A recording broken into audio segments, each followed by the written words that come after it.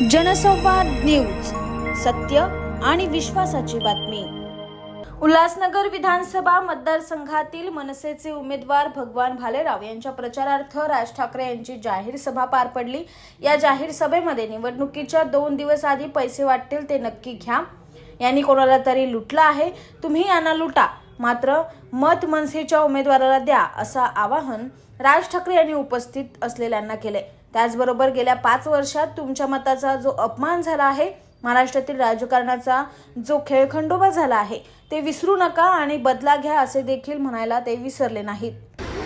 जमलेल्या माझ्या सर्व हिंदू बांधवांनो, भगिनींनो आणि मातांनो,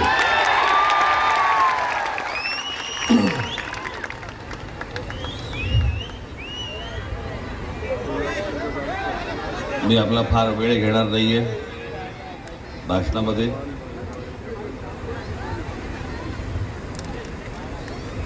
मगाशी मी जरा आपल्या भिवंडी ग्रामीणच्या सभेला पोचायच्या थोडा अगोदर थोडी जरा तब्येत जरा फार काही नाही, पण जरा गळल्यासारखं होतं ना आपल्याला।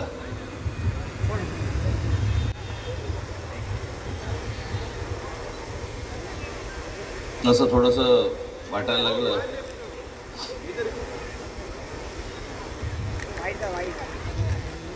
अजूनही तसं काही फार मी फ्रेश आहे वगैरे असं नाही आहे, पण होतं असं कधी मध्ये कधी।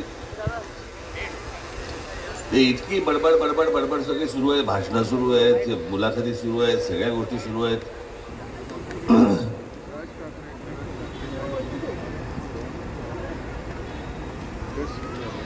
माझी बहुतेक सगळी भाषणं तुम्ही बघितली असतील, ऐकली असतील, ऐकलेत ना, पाहिलेत ना, जे मुलाखती झाल्या त्याही पाहिले असतील ना। आजच आपण सकाळी पक्षाचा जाहीरनामा प्रकाशित केला।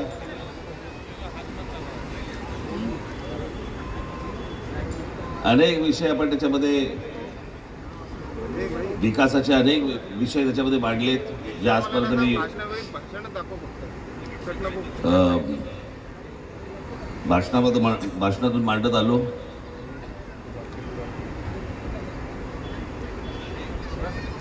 पण आमच्या लोकांना काही त्याच्याशी कर्तव्य नाही विकासाच्या मुद्द्यांशी। आम्हाला घाणेरडे रस्ते मिळाले तरी चालतील, आम्हाला घाणेरडी गटारं मिळाली तरी चालतील, आमच्याकडे ट्रॅफिक जॅम झाला तरी चालेल, आमच्याकडे अनधिकृत बांधकामं झाली तरी चालतील, आमच्याकडे मुलांना शिक्षणापासून बाजूला राहिले तरी चालतील, ॲडमिशन नाही मिळाली तरी चालतील, आम्हाला हॉस्पिटलमध्ये आम्हाला काय तुमचे जागा नाही मिळाली। मग फडणवीस त्याच्याबद्दल काय बोलले, मग उद्धव ठाकरे ह्याच्याबद्दल काय बोलले, मग तुम्ही ह्याच्याबद्दल का असं बोललात?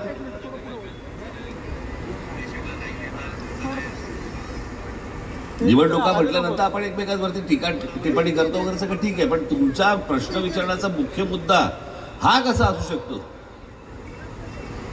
तुम्ही खरं विचारलं पाहिजे की बाकीचे जाहीरनामे दिलेत, तुमचा जाहीरनामा आज आलाय, हे प्रश्न तुम्ही कसे काय सोडवणार आहात, याच्यावरची उत्तरं काय आहेत, शाळा कशा उभे राहणार, कॉलेजेस कशी उभी राहणार, चांगले रस्ते कसे मिळणार, आमचं एकूणच आयुष्य सुखकर कसं होणार, हे मला असं वाटतं प्रश्न विचारण्यापेक्षा हा राजकारणी तुमच्याबद्दल काय बोलतोय, तो त्यांच्याबद्दल काय बोलतोय, हा ह्याच्याबद्दल काय बोलतोय, कोंबडी झुंजवायची फक्त, आणि दिवसभर आमचं तेच चालू राहणार। मग कोणतरी ह्याच्याबद्दल बोलणार, मग हे दुसरीकडे जाणार, म्हणणार की बघा तो तुमच्याबद्दल असं बोलला, तुमचं काय म्हणणं आहे, मग तो दुसऱ्याकडे जाणार, तो म्हणणार तुमचा तो असं बोलला, तुमचं काय म्हणणं आहे, आणि हे आपले दिवस झगडणार, दिवस काढून टाकणार, संपला यांचा विषय। पण आमच्या आयुष्यातले मूलभूत प्रश्न ह्याच्यातनं निवडणुकांबद्दल सुटणार आहेत का? ही निवडणूक आपण का लढवतोय, कशासाठी तुम्ही उन्हातानामध्ये उभे राहून रांगेबद्दल मतदान करताय, कोणीही प्रश्न विचारत नाही, कोणाला काही देणं घेणंच नाहीये।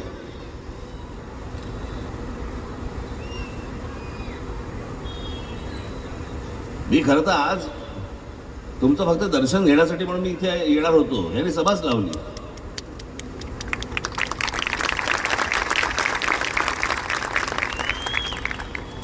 पण मी सगळ्या मला असं वाटतं मी सगळ्या सभांमधून मी अनेक विषय सगळे बोललेलो आहे तुमच्यापर्यंत, ते सगळे अनेक विषय पोहोचलेले आहेत. तुम्ही कसे आहात हे विचारण्यासाठी म्हणून मी उल्हासनगरला आलो.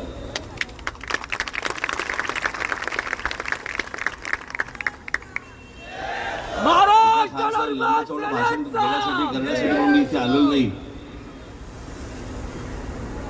मी तुम्हाला फक्त एवढीच एक गोष्ट सांगण्यासाठी म्हणून आलेलो आहे की गेल्या 5 वर्षामधला जो खेळ तुम्ही बघितला असेल महाराष्ट्रामधला, मी असा महाराष्ट्र याच्या अगोदर कधी पाहिला नाही.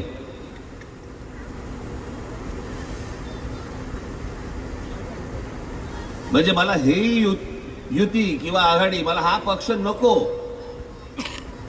म्हणून मी यांना मतदान केलं, तर हा निवडून आल्यावर यांच्याबरोबर जाऊन बसला. अरे गधड्यामध्ये मी ह्यालाच केलं असतं ना मतदान. मी तू ह्यांच्या विरोधात आहेस म्हणून मी तुला मतदान केलं, तू ह्यांच्याबरोबर जाऊन बसलास. हा तुम्हाला तुमच्या मताचा अपमान नाही का वाटत? तुम्ही ज्यांच्यासाठी म्हणून तिथे उन्हातानामध्ये उभं राहायचं आणि उन्हातानामध्ये उभं राहून तुम्ही मतदान करायचं आणि नंतर तो माणूस किंवा तो पक्ष उठतो आणि दुसऱ्या पक्षांबरोबर जाऊन बसतो. तुम्ही निवडून दिलेले आमदार उठतात, विकले जातात आणि दुसऱ्या पक्षावर जाऊन बसतात. तुम्ही सहज मोफत म्हणून दिलेलं एक मत हे करोडो रुपयाला विकलं जातं नंतर. हा तुमच्या मताचा अपमान नाही?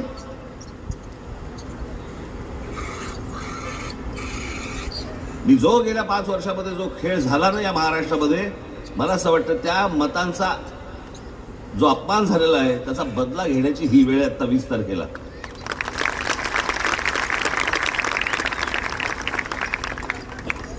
सगळ्या गोष्टी सोडून द्या बाकीच्या.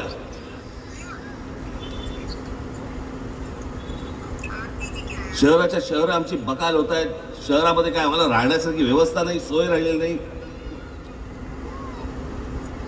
मी आता त्या कल्याणवरनं आलो, इथे पण तीच परिस्थिती. इमारती वाढतायत, पाणी आहे का तेवढं? आमच्याकडे काय टँकर राज चालतो. हेच सगळे राजकारणी, ह्यांचेच सगळे टँकर्स, हेच सगळे इमारती उभ्या करणार, हेच सगळे बिल्डर्स तुम्हाला इकडे आणणार आणि मग ह्यांच्याच टँकरने तुम्हाला पाणी पुरवणार आणि मग त्याचे पैसे हेच मोजणार आणि हे सांगणार आम्हाला विकास करायचा आहे. असा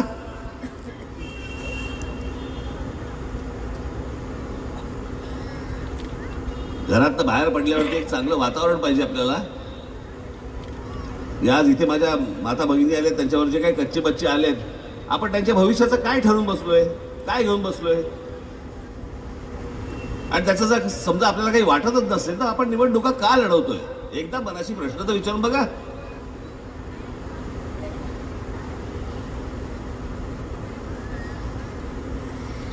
आज मी हीच गोष्ट फक्त तुम्हाला सांगण्यासाठी म्हणून मी आज इथे इथपर्यंत आलो. खरं तर मला तुमच्याशी भेटून बोलायचं होतं, माईकवरून बोलायचं नव्हतं. मला तुमचं मंडळी पण ऐकून घ्यायचं होतं. हे कसं होतं, हे आपलं एकतर्फीच होऊन जातं मन की बात.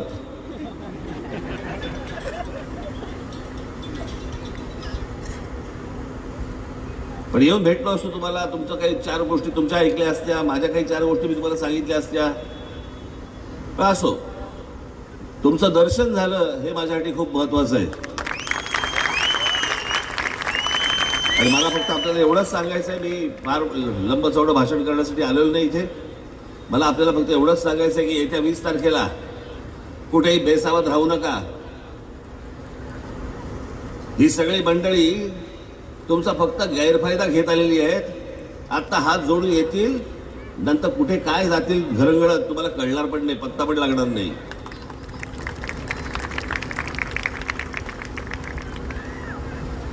आमच्या उमेदवारामध्ये नाव त्याचं भगवान आहे.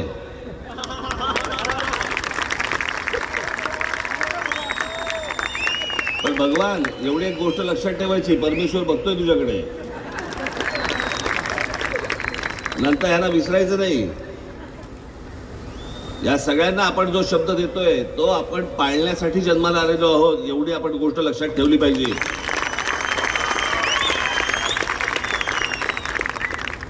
म्हणून माझ्या सर्व माता भगिनींना बांधवांना माझी विनंती आहे की येत्या 20 तारखेला कुठेही बेसावध राहू नका, कुठेही गाफील राहू नका.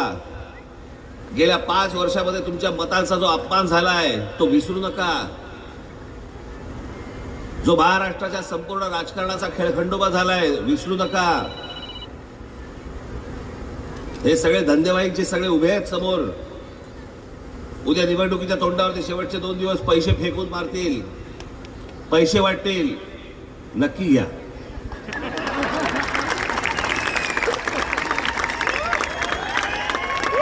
यांनी कोणाला तरी लुटलंच आहे.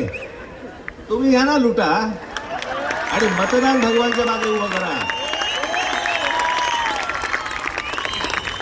आणि म्हणून येत्या 20 तारखेला आपण फक्त भगवानच नाही, संपूर्ण माझ्या महाराष्ट्रामध्ये जिथे इथे महाराष्ट्र नवनिर्माण सेनेचे माझे उमेदवार जिकडे उभे असतील त्या सर्व उमेदवारांना आपण येत्या 20 तारखेला रेल्वे इंजिन या निशाणीवरती बटन दाबून आपण सर्वांना प्रचंड प्रचंड प्रचंड मताने आपण कुठेही गाफील राहू नका. गेल्या 5 वर्षामध्ये तुमच्या मतांचा जो अपमान झालाय तो विसरू नका. जो महाराष्ट्राच्या संपूर्ण राजकारणाचा खेळखंडोबा झालाय विसरू नका. हे सगळे धंदेवाईचे सगळे उभे आहेत समोर. उद्या निवडणुकीच्या तोंडावरती शेवटचे 2 दिवस पैसे फेकून मारतील, पैसे वाटतील. नक्की घ्या.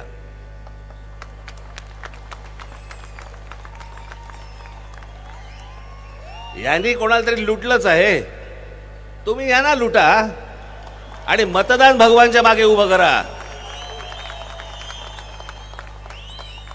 आणि म्हणून येत्या 20 तारखेला आपण फक्त भगवानच नाही, संपूर्ण माझ्या महाराष्ट्रामध्ये जिथे इथे महाराष्ट्र नवनिर्माण सेनेचे माझे उमेदवार जिकडे उभे असतील त्या सर्व उमेदवारांना आपण येत्या 20 तारखेला रेल्वे इंजिन या निशाणीवरती बटन दाबून आपण सर्वांना प्रचंड प्रचंड प्रचंड मताने आपण विजयी करावं असं एक आवाहन करतो आणि तुर्तास आपली रजा घेतो. धन्यवाद. जय हिंद, जय महाराष्ट्र. आकाश सहाने, जनसंवाद न्यूज, उल्हासनगर. जनसंवाद न्यूज, सत्य आणि विश्वासाची बातमी. आजच सबस्क्राईब करून बेल आयकॉनला क्लिक करा आणि पहा ताज्या घडामोडींचा अचूक अंदाज आपल्या मोबाईलवर.